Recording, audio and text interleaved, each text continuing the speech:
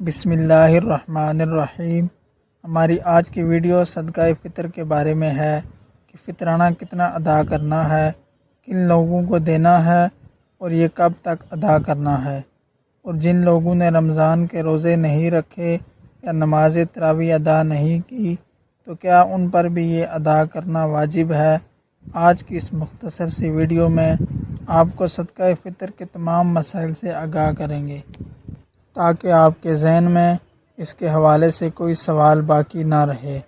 سب سے خاص بات یہ ہے کہ فطرانہ ہر اس آزاد مسلمان پر ادا کرنا فرض ہے جو مالک نصاب ہو، یعنی فطرانہ یا زکوٰۃ دینے کی طاقت رکھتا ہو۔ فطرانہ ان لوگوں کو دے سکتے ہیں جن کو ہم زکوٰۃ دیتے ہیں۔ اگر آپ نے فطرانہ کسی ایسے شخص کو دیا جو زکوٰۃ نہ لیتا ہو تو آپ کا فطرانہ ادا نہیں ہوگا۔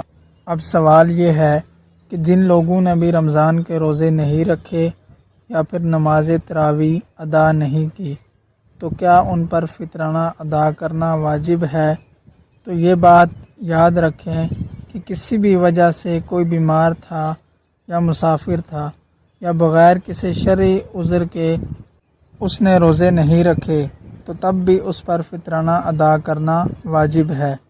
اب بات کرتے ہیں کہ فطرانہ کس وقت تک دینا افضل ہے۔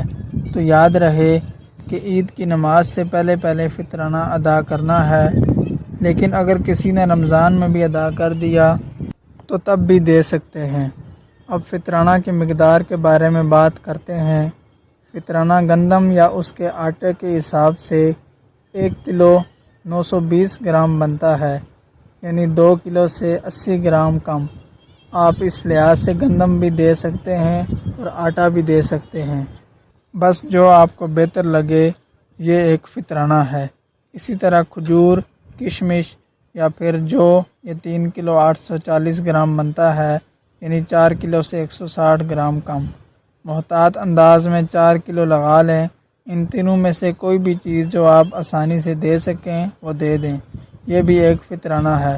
اب آپ اپنی طاقت کے مطابق رمضان میں زکوٰۃ اور فطرانہ ضرور ادا کریں، کیونکہ اللہ کی راہ میں جتنا آپ کا مال خرچ ہوگا اتنا ہی آپ کے رزق میں اضافہ ہوگا۔